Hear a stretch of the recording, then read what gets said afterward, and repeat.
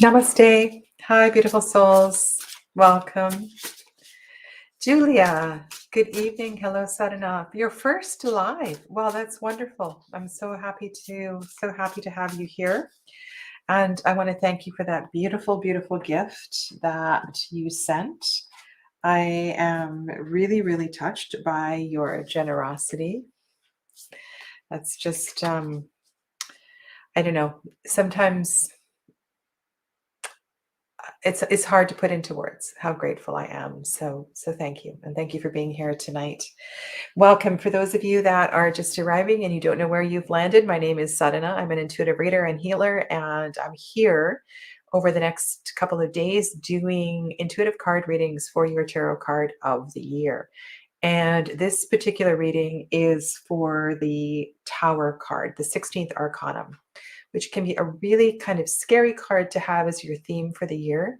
This was my card for 2021. And I have not done a separate video sharing my experiences working with this card, but I want to say that this card is really good for you. It's really good. It's a card, it's an energy of, it's just gotta blow. It's things just have to change. And I feel very much with and this is Journey of the Sacred Bee Tarot. We see lightning has struck the beehive, and we have this let me just switch this over for you so you can see the cards. This very large, red, deep, deep red color, which can refer to a lot of different things. But if red is the color of the root chakra, and the root chakra connects us to our foundation, sometimes we get really, really comfortable with the way our life is going, with what we do, with our job, with the way that our family navigates in and out of various traditions or things like this. But there has been a feeling that you have had. There's been a rumbling of sorts, that is, you just kind of felt like things need to change, things need to shift. And um, this is a year where if you've been hesitating, it's just going to happen by itself. This is when Mother Nature decides we need a geographical reset, and there's an earthquake or something like that. And it might not. So I don't want to put fear in your heart. The tower moments aren't always that dramatic, thank God. Sometimes they can be a little more subtle, and they might appear as emotional eruptions, and this could be reflected in people around you, your children, your grandchildren, people at work. It's funny how it um, can appear in varying degrees. And there's just something about that red color. So I want to suggest to really pay attention to shifts in perception of family. This can also help to reset perceptions as well too. And maybe, is it possible that you have been projecting others' resistance to doing things differently? Unless you have a conversation about it, you're never going to know. Now, the tower sits on top of the Lovers card here. 2022 is a 6 year, 2 plus 2 plus 2. The sixth arcanum is the Lovers. So how does this sit in a Lover's year? In a traditional Rider-Waite-Smith tower card, you see a masculine and a feminine body falling down from the tower.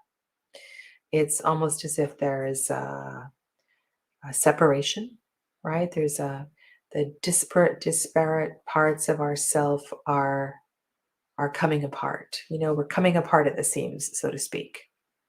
And in the Lover's card, what we see is a coming together at the seams, right? So there's a coming together at the seams in one card and a coming apart at the seams in another. So, what this feels like to me is just very much like my mother used to. It's funny, she would say, knit one, purl one, knit one, purl one, knit one, purl one. This is She had these funny little habits of when we were waiting in traffic, and this particular bridge that we had to cross all the time, and it was really important that the traffic moves best if people take their turns and they go one and the other. And she used to say that, knit one, purl one, knit one, purl one. But I feel like there's something about that here. Like you have, it's almost like a gift that you are experiencing the tower in a lover's year. It feels fairly gentle. Like you'll be able to move in and out of these transitions without too much drama. These are the Wands cards, and so I'm going to draw you a Wands card. I have separated this deck into 4 piles, and so you'll get 1 card from each suit. And the Wands card, so the Tower also has the energy of Mars, so it's a very fiery energy, masculine energy. There's a lot of ego too that's involved, and this can be quite a humbling energy, especially if we're not open to, being taken down by this. Okay, so we have 7 of Wands. This is a really, really interesting combination. In this deck, we have thought-based keywords. The keyword is valor. Okay.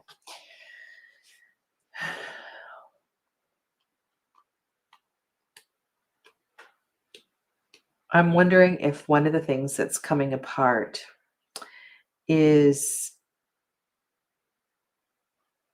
something you've been trying to protect, or someone you've been trying to protect, or a cause or a value. And maybe this is about, it's time to let it go. The expression, let go and let God. Because with all that Mars energy and that fiery energy, maybe that's all you need to do, is to just, and it's really, really hard, right? How do you let go? How do you not be in charge all the time? How do you not plan every little detail of something? It's hard if this is new to you. But with that 7 of Wands card up there, and that it's a griffin, right? The griffin figure, I just kind of feel like maybe you do need to come off your pedestal. Maybe it's also about letting somebody else do the grunt work so that you can spend time with some healing energy. 7s are, we'll see if there's any other 7s that come up in the reading. They're very magical number. The water card that supports you, or this has been a very popular card. I feel like we've had this card 3 times already. Okay. Also Mars energy. What? So in this particular, I told you it's a thought-based keywords. This is the 10 of Cups. And this is not a 10 of Cups card where it's just too much. It's too much emotion. It's almost as if you didn't heed the message in the 8 of Cups and you stayed. That's what it feels like. It's like you dug your heels in and you said, I can do this. I can do this, when you knew darn well you should have gone. If you don't return, you don't know what I'm talking about. The 8 of Cups card is a card that suggests emotionally moving on. And so here now, it's a lot of water in the 10 of cups. The positive side of this is that it's the end of a cycle and it's time to move on to something else. But when I'm looking at this reading here, we're looking at the month of January and February and stuff that's going to arise and things that you need to navigate your way through. And so be in the abundance of emotion. Don't brush it underneath the carpet. It's really important to deal with it. But know that the energy for you this year is to figure out how you're going to let go and what parts of your life need this bolt of lightning, which really is a gift. It just doesn't feel like it sometimes. In the suit of discs, which is going to be your grounding energy, also your energy of integration. This is such a good card. Okay. If you have the opportunity to either pick up like a home-based business, a craft business, if you could turn a side job, a job that you absolutely love and are passionate in, something that you do very, very well, it comes easy to you, but you have never done that as your occupation, if you could amplify that energy, that might be something that needs to grow and something from which you can find where you're going to find your sanity. Eight of discs, the keyword here is mastery. Sometimes it's referred to as the apprentice card. It's about doing something really, really well. And with this reading so far, I feel like that's your safe place. That's your grounding place. So give yourself permission to do what you love and love what you do and take a little bit more time in those kinds of activities. Okay. Five of Swords. Five of Swords.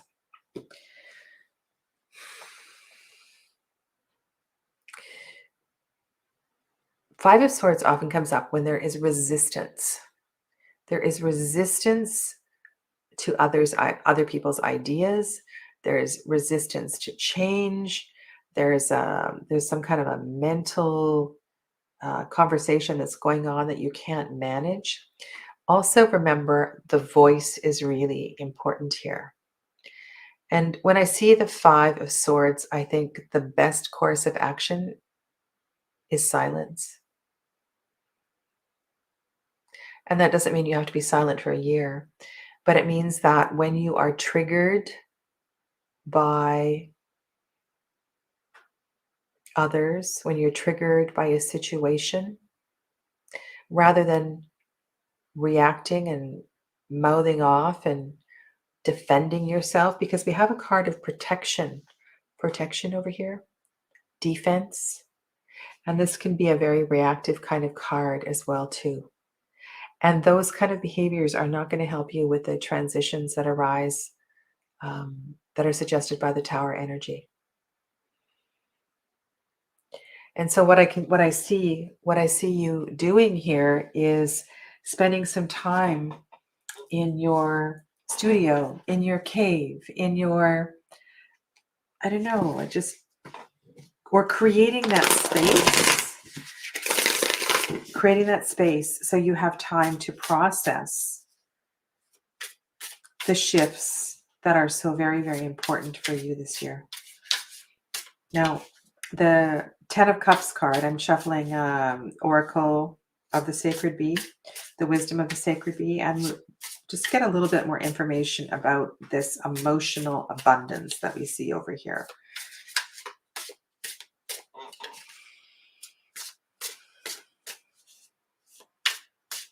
So that's Pisces, Mars.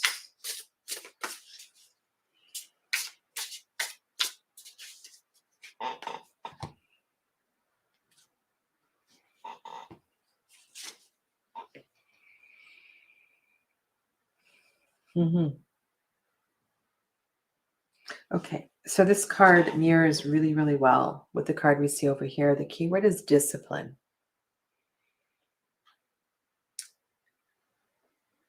So these two cards up here feel super scattered. And when we when we react and we're very reactive and fiery, we're just wasting energy.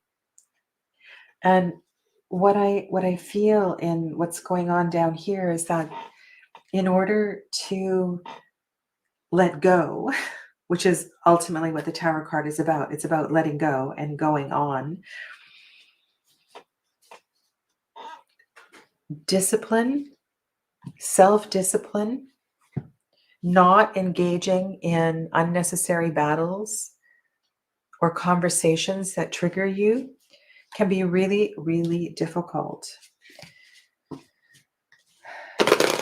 So how might you do that?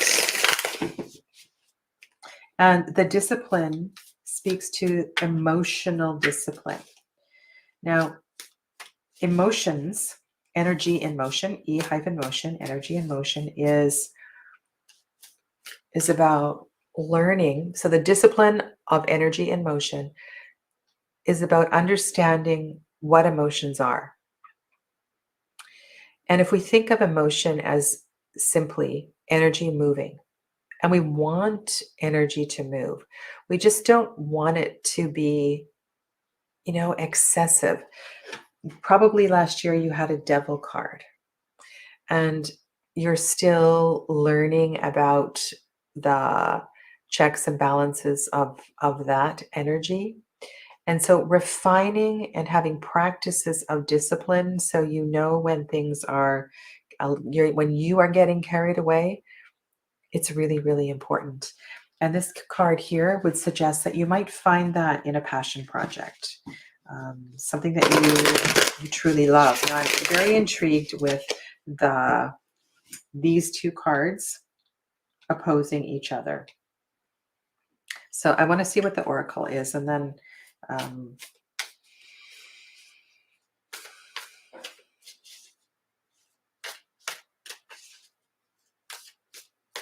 what I'm wondering is if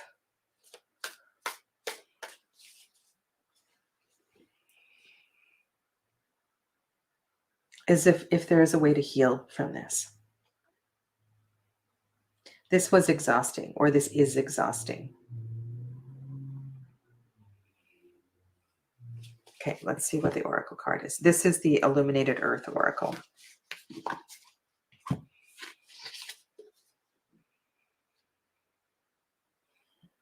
Wisdom. The key word is wisdom. Okay, wisdom. Not knowledge, wisdom. Let's pull the oracle down here, and then we'll kind of weave this all together.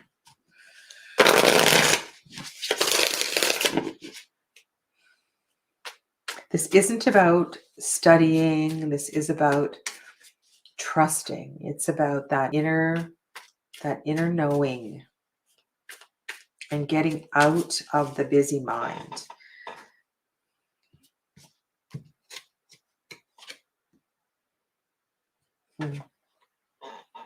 Expansion. Okay. Do you see a relationship between the expansion card and the wisdom card? The wisdom card and the expansion card.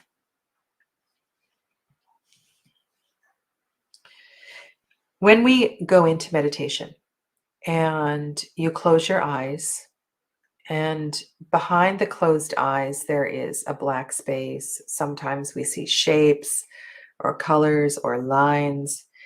And then you start to, if you can keep the inner gaze still and expand your internal vision, it begins to expand all around you. Sometimes it appears as if you're in a cocoon or an egg. Sometimes it's limitless and expansive. And so what I'm picking up on here is that there may have been excessive restriction imposed by yourself over a number of years.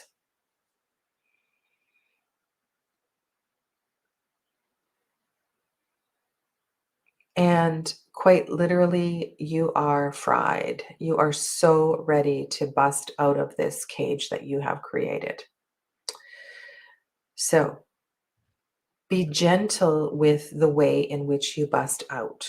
You don't want to leak toxic waste unnecessarily upon others. So seek out healers, really, really good, yoga teachers, or I don't know, like a Tai Chi master that really knows their stuff, because this is a year of expanding and letting go. And you want to feel protected in this shift. Sorry, I did not unplug my landline. Okay, let's see the supporting card for the Five of Swords.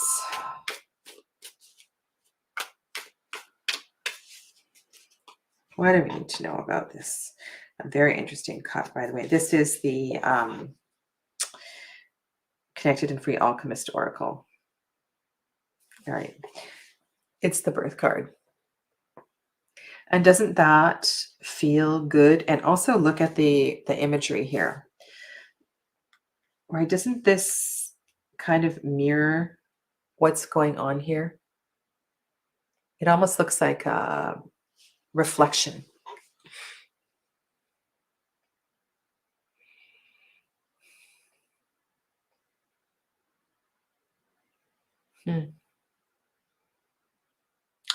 And so through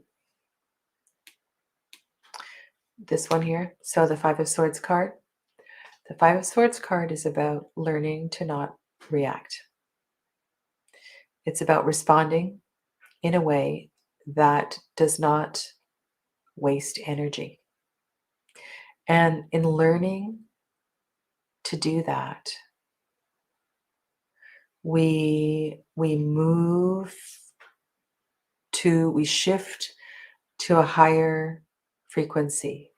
We don't feel so fried all the time. This Tower year is one very, very much of coming into a softer side of yourself. And yeah, at first, a lot of it feels very vulnerable and raw, but eventually you're going to feel a whole lot better, and you will see the beauty. You will see the beauty in this opening up. I mean, look at that gorgeous expansion card and the wisdom card and the birth card. It's a matter of not I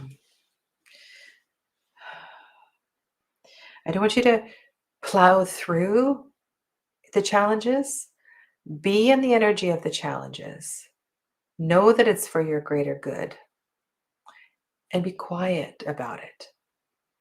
Be mindfully quiet about it, and let it nourish you in the way that it is intended to, that you are so ready for, so take this as a gift. Yeah. Okay. Well, I'm going to sign off for now. I'll be back doing a reading for the star card later this evening, and carrying on over the next few days, doing a reading for each of the card years. I'm also going to be on tonight doing the third day of Kwanzaa. And so if you want to sign in for that, it's another reading, a beautiful reflective reading, and you can join in the spread with me. So thank you, Julia. And those of you that are watching behind the scenes, as well as those who watch in the replay. So if you are watching the replay, and you come back to this in a few months' time, please be sure to leave a comment below And I'd love to have a conversation with how this reading resonates with you. Okay. Hi, Liberius. I'm just about signing off, so I'll hopefully see you later in one of the upcoming readings. Namaste, everybody. Bye for now.